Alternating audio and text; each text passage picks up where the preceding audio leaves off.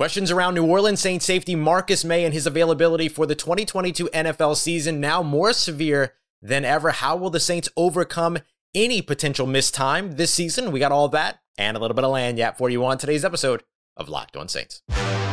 You are Locked On Saints, your daily New Orleans Saints podcast. Part of the Locked On Podcast Network, your team every day.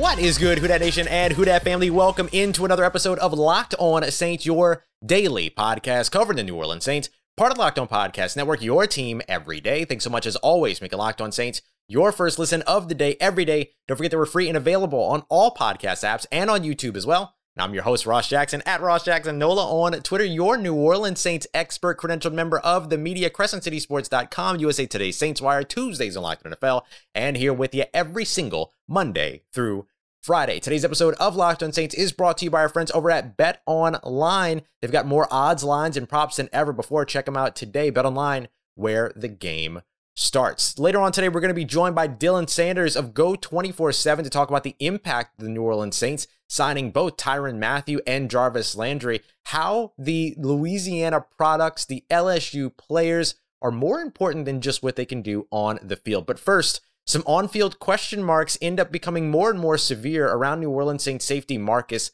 Maye. Early Thursday morning, seemed that Marcus Maye, according to reports, had been arrested for accusations of aggravated assault with a firearm. There's more information in terms of the Jefferson Parish Sheriff's Office and what the sort of allegations were, but we want to focus here on the on-field story. How will the New Orleans Saints make up for potentially losing Marcus Maye for any amount of time in 2022, understanding that, of course, he already had an outstanding case with DUI property damage that had been delayed all the way to November 16th or sometime around November? Do the New Orleans Saints run the sort of risk here just days after trading away one of their core defensive pieces in CJ Gardner-Johnson at the nickel corner spot? Do they end up in a situation now to where they might not even have the safety that they signed to help to replace both Malcolm Jenkins and, of course, Marcus Williams, who's now with the Baltimore Ravens? Well, there's a chance that this does not impact the New Orleans Saints 2022 season, if we're being honest. There's a part of this that's a little bit, one said, they said, in terms of how it is that the allegations came to light, how it is that all of this has sort of developed over time. So there's a chance here that you're going to have to sift through a lot with the legal process in order to get to any place where you're willing to say this is or isn't, or rather Marcus Maye is or isn't culpable when it comes to these allegations. Now, of course, Marcus Maye and his representation reaching out immediately, vehemently denying the allegations that are set forth across from him. But let's just say that Marcus Maye, with these combined sort of situations with the DUI, property damage count, and then, of course, now this count, ends up missing some time for the New Orleans Saints in 2022. Are the New Orleans Saints deep enough at defensive back in order to make up for this loss? The fact of the matter is that the New Orleans Saints are in a better position than most NFL teams who would be in this situation, because you have PJ Williams, who has focused in at deep safety and really focused in at safety over the course of this offseason. He's also revitalized his career once or twice before at different positions, including slot, cornerback, and safety. And then you also have Justin Evans, one of the more unheralded free agent acquisitions over the course of this offseason, because A, he hadn't played football since 2018 because of injuries, but he had a really fantastic offseason for the New Orleans Saints, preseason, training camp, all of that. So yeah, the Saints are deep enough to make up surface level for what you have in Marcus Maye. And remember that Marcus Maye wasn't supposed to strictly be a deep safety in the system. He and Tyrann Mathieu were going to be sort of interchangeable.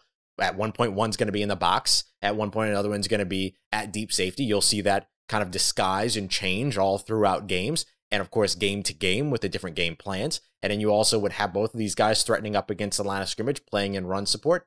So when you look at the versatility of a player like Justin Evans, who in one drive, in 3 plays against the Los Angeles Chargers, covered a running back in man coverage out of the backfield, ended up playing a single high safety snap right after that, and then played a split zone safety in cover 2 right after that. So for the Saints, they have the versatility in a Justin Evans. You know you have the versatility and physicality in that player as well as in PJ Williams. So they have the personnel in order to be able to fill the role that could potentially be vacated if Marcus Maye were to miss time at safety for the New Orleans Saints here in 2022.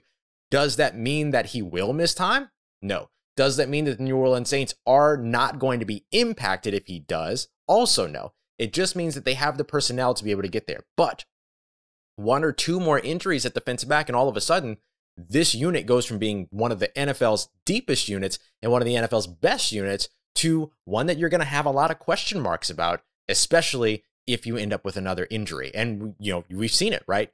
Again, Justin Evans hasn't played since 2018 because of injury. PJ Williams has missed time with injury. So the Saints may have to go back to the drawing board a little bit if they find out that Marcus Maye is going to miss time in 2022 and maybe bring in another safety, because I don't think you can trust Daniel Sorensen to be, far away from the line of scrimmage.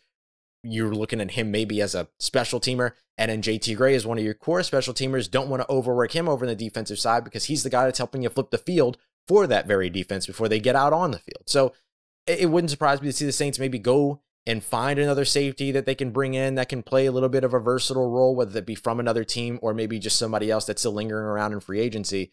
But for the Saints, fingers are crossed here that Marcus Maye's, all of this stuff ends up getting pushed beyond 2022, because this secondary has taken quite a hit this week. So you're just kind of hoping that this all gets delayed and that Marcus Maye is on the field for you throughout 2022.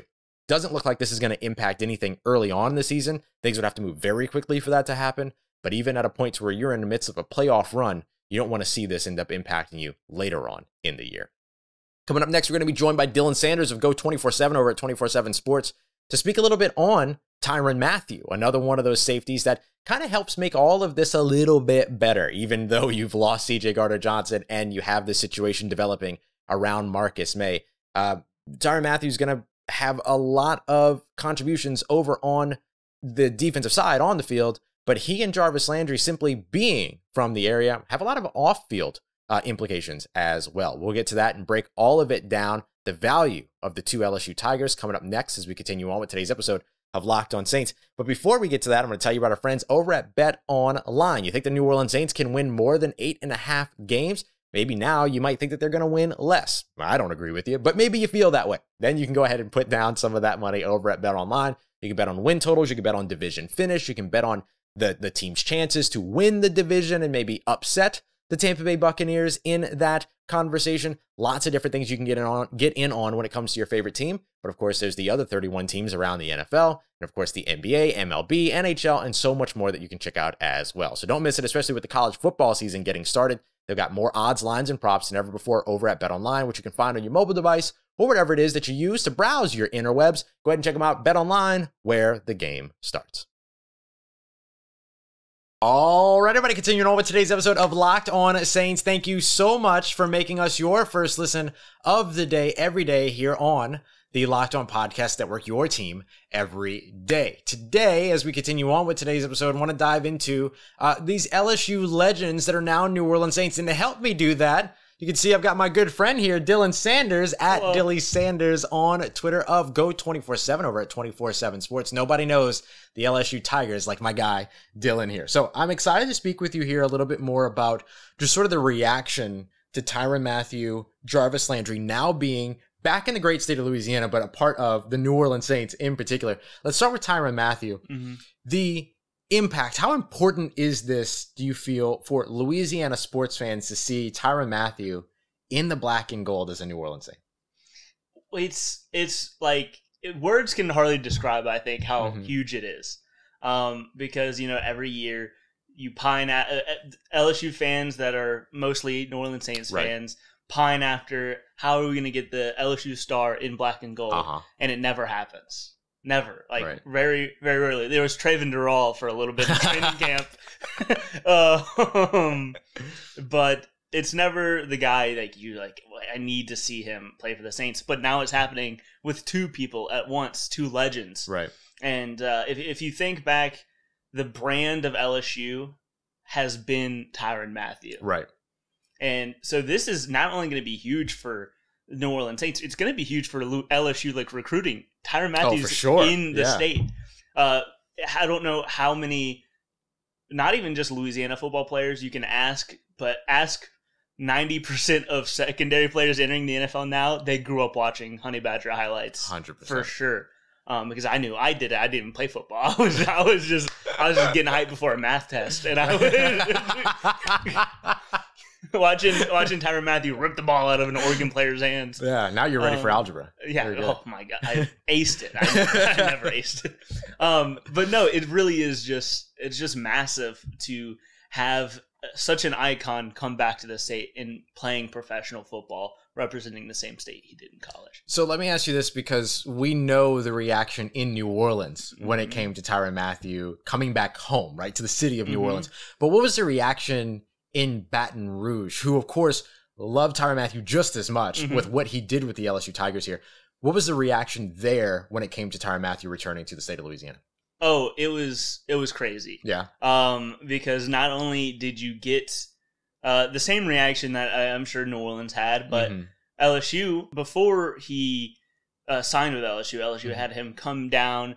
They had him throw the first pitch. They had him come to practice. And that's whenever everybody started like, why is he spending so much time in Louisiana? He could be anywhere. And then, of course, he signed, and since then, it's just nonstop. Yeah.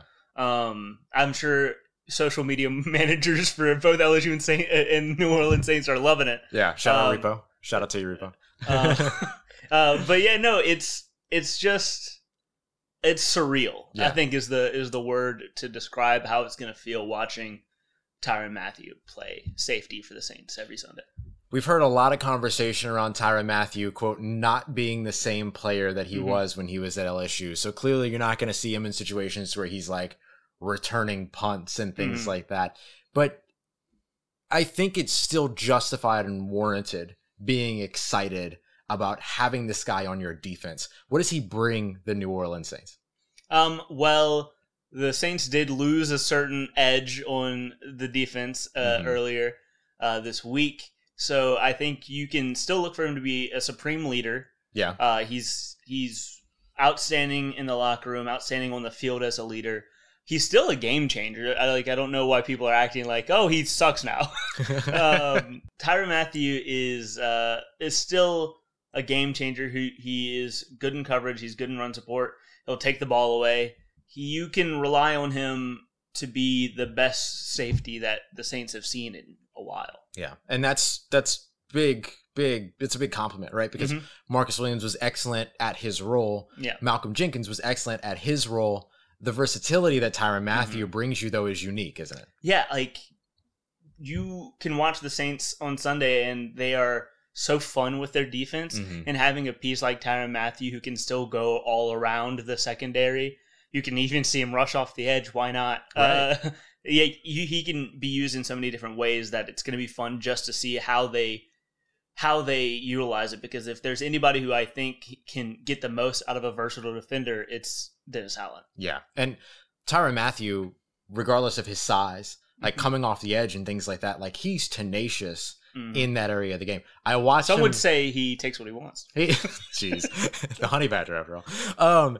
I watched him during Saints practice out-battle Gardner-Johnson in the back of the end zone in a red zone drill to get an interception. Yeah. Gardner-Johnson's 3 inches shy of a foot on Tyrann Mathieu. This is something he's done his entire career. Yeah. His stature does not keep him from making plays. No, I was shocked whenever I found out that Tyrann Mathieu was short. You don't get that from him on television, right? Like, you don't think about it. Yeah. And because he doesn't let you think like, oh, that guy's too small to be in whatever role he's in. Yeah. He plays above his size. I know that's cliche football talk, but he really does. It's cliche because people do it, though. Yep. Right? And you talk about it. Tyrann Mathieu is absolutely one of those guys. All right, before we get to Jarvis Landry, when it comes to Tyrann Mathieu, we know that he brings the fire on the field. You mentioned what he brings in terms of leadership there. You lose the piece in C.J. Gardner-Johnson earlier this week. It's been a wild week at the defensive back spot. Tyrann Mathieu helps, I imagine, in that situation. The leadership would be very different in terms of the vocal presence of a C.J. Gardner-Johnson that's like being a nuisance to opposing players. But Tyrann Mathieu still has a little bit of that mental edge that I imagine that he brings to New Orleans, right? Yeah, I mean, let's be real, Tyrann Mathieu's still going to be a nuisance. It's not going to be Javon Williams throwing punches out of nowhere, but it's still going to, he can still talk. Like, that's still part of his game. But I think he does bring even more in terms of just overall leadership and being the voice of kind of reason. Like, you can see him, I think, being thrust into now where the Saints are going to have a second option at free safety for at least a little bit. Yeah, we'll see when the legal process and all that stuff works out. But having Tyrann Mathieu next to that safety, being able to tell him where to go and what to do is actually going to be huge. Pretty monumental. One of the smartest players in the NFL, particularly over on the defensive side. Coming up next, we're going to get to one of the smartest players on the offensive side of the ball in the league, in Jarvis Landry. What is the sort of major contribution that he brings to the New Orleans Saints? Dylan Sanders at Dylan Sanders on Twitter is going to help us figure that out as we continue on with today's episode of Locked On Saints. Let's get it, Who Dat Nation. Wrapping up today's episode of Locked On Saints with Dylan Sanders at Dylan Sanders on Twitter. Hey, it's you. From over at Go 24/7 at 24/7 Sports. Don't tell him I did that. I already did. Dylan, of course, LSU coverage out the wazoo, if I can say that. I think that's appropriate. I think that's the exact thing. That's 24/7. It's in my contract. Out the wazoo. You must provide coverage out the wazoo. This has been a monumental season when it comes to people who are fans of the LSU Tigers and the New Orleans Saints. We talked about and broke down kind of what it is that Tyrann Mathieu brings this team. Let me ask you the same question that I asked. When it comes to these Louisiana football fans, how important is it to see a guy like Jarvis Landry now also a part of the black and gold? Again, still awesome. And breaking news. Still awesome. But I think what's even bigger is the fact that he's not going to get wasted in New Orleans like he kind of did in Baton Rouge. That's not where I thought you were going. I thought you were going with Cleveland. I mean, Cleveland too, but Baton Rouge, I mean, it was him and Odell, and they never really did anything. That's right. They had good teams. These were the Les Miles offense. Yes. Yeah. Good point. Yep. But I'm not just saying this because he's in New Orleans now, but growing up watching Jarvis, I liked him more. Like, he was like one of my favorite players over Odell, right? Odell. That really was the temperature at the time, was that Jarvis was the superstar, and then Odell became the superstar when he got to the NFL. Yeah, I mean, because Jarvis had, like, the one-handed catches in the end zone. Like, he was the one-hand catch guy. He was. And then Odell had to really just take it over. But no, Jarvis, in terms of just watching them play for New Orleans, is still going to be awesome, but he's going to have a really big impact, and when you think of reliable pass catchers in the NFL over the past 5 years, there are two names that come to mind, at least for me. It's Michael Thomas and Jarvis Landry. Yeah. And then now you have the two reliable guys, and then you have the rookie playmaker that is going to be able to just... So happy Chris Olave is this. For us, we did it.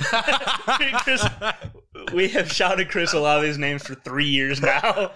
And it finally happened. Maybe we can do it with Jackson Smith and Jigba. Oh, please. Goodness gracious. That'd be something. But no, like having Jarvis as that reliable check down guy, and then being able to get more out of Michael Thomas's game, I think, because Michael Thomas doesn't have to be slant boy anymore.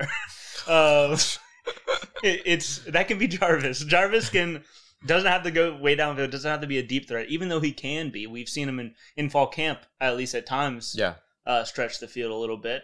But kind of how we talked about Tyrann Mathieu being a leader on defense, Jarvis Landry also a great leader. Like, I have only been to a couple practices for the Saints this year, but even then, I saw him immediately connect with with that wide receiver room, and obviously be the leader of that room. Yeah, there's a cool thing Cody Burns, wide receivers coach, did. Marcus Callaway talked about it. They showed high school highlights within their room, but then also stood in front of the room and talked about their journey. And Jarvis Landry has such an interesting story, such an interesting journey, particularly to getting to here, and has a wealth of knowledge around that. So to see that translate onto the field, as you described, the connection that Cody Burns is helping to build with him is really cool. The next piece is sort of what it is that Jarvis Landry brings on the field. I have my theories about him sort of being this chain mover. Is that the role you kind of mentioned, him being able to take some of the closer to the line of scrimmage stuff so that Michael Thomas can kind of get into second, third level play? Is that where you see Jarvis Landry as like a chain mover, or is there more to his game as well? Yeah. Honestly, I don't know if this is a hot take, but it wouldn't surprise me if we look at the end of the season, Jarvis Landry leads the team in receptions. I don't know that that's a hot take, but I haven't seen anybody else say it. I'm just saying, like, he is that guy. Yeah. He's never been, I mean, he had one of the worst RAS scores of all time, which is kind of funny when you think of now he's on the Saints. Right. He checked the 2 anti-Saints boxes, went to LSU, and didn't have a 9.0 RAS right. or whatever. But now he's here, and he is aging, but you lose a little bit of the athleticism with age, but you don't just immediately grow bricks for hands. Yeah. Right. Yeah. So he is still going to be that reliable short yardage guy. I think that's what his role is mainly going to be, opening up the bottom of the field so that they can have more options down the field as well. And now you have these 3 elite route runners that can do anything that you ask them to do. Jameis Winston talked about how the Saints offense likes to attack defenses horizontally, laterally, as opposed to just vertically. And I imagine Jarvis Landry is going to be a huge part of that inside and out. Yeah. And having those 3 guys, you can kind of put any receiver in any XYZ role, slot role. Like, you can do whatever you want with any of them, and it would work. Yeah. The combination is a perfect combination of skills where, like, you can do whatever you want. It's a puzzle. A lot of interchangeability with all of it, just like you see with Dennis Allen on the defensive side. So, like, no big mystery here into what it is that Dennis Allen values. He likes versatility. He likes the multiplicity. And now you're getting on both sides of the ball. To wrap up here, looking at Jarvis Landry, we talked about the leadership that Tyrann Mathieu brings. On the offensive side, the Saints didn't really lose like a vocal leader or anything like that, but they did lose Terron Armstead, who was maybe one of the more experienced players. Drew Brees a year ago, they already have to figure out how to still fill that void of, quarterback leadership, but you have a great leader in Jameis Winston for that. But Terron Armstead gave you sort of that vocal leader from somewhere else. Can Jarvis Landry fill that role? Not necessarily the position, obviously. Don't put him in at left tackle, but just being that vocal leader? Well, I don't know if his vocals are as good. I haven't heard him rap. But his leadership, I mean, that's kind of how he was in Baton Rouge. That's how he was in Miami. That's how he was in Cleveland. That's how he's going to be in New Orleans. You mentioned his journey. He's a veteran. He has been through it all, but his play has been consistent. I think as a team that is a little bit younger on offense now with Chris Olave, Adam Troutman's still growing, right? Juwan Johnson, Trevor Penning, that entire offense is young. I would say, is like the DeMario Davis. Great parallel. Offense. Yeah, it's a great parallel. This is why I talk to Dylan Sanders whenever I need anything regards to, anything, honestly. Yep. Dylan Sanders, at Dilly Sanders. You can find all of his work over at 24/7 Sports. Hey, look, we did it in person. How about that? Boom. You gotta love it. We've done shows together on camera before. Not on the same camera, but in the same house. Yeah, we couldn't be in the same room. Yeah, but we recently reconciled, and now we're friends. All right, family, one more big thank you to Dylan Sanders of Go 24/7 at Dilly Sanders on Twitter. Coming up on Monday's episode, I'm taking the weekend off, y'all, because it's college football season. So coming up on Monday's episode, we're starting to turn our attention to game week. It's finally Falcons hate week officially. So we'll be getting into that and previewing what these New Orleans Saints need to do to start off the 2022 season 1-0, not only when it comes to their record, not only when it comes to the conference, but within the division as well as they get ready for the Atlanta Falcons. We're going to be breaking down what the New Orleans Saints need to do on the offensive side on Monday, defensive side on Tuesday, and then we'll round it all together on Wednesday, crossover on Thursday, and then final notes on Friday. A ton to give you over the course of this week. Don't miss an episode on this week's set of Locked On Saints. Appreciate you as always, making Locked On Saints a part of your day, a part of your routine, and of course for saying yes to me and the show. As always, if you need anything else around your New Orleans Saints, make sure you follow me on Twitter at Ross Jackson, NOLA. Hit me up, let me know how the family's doing, let me know how you living, let me know how your mom and them, and trust Who Dat Nation. I'll holla at you.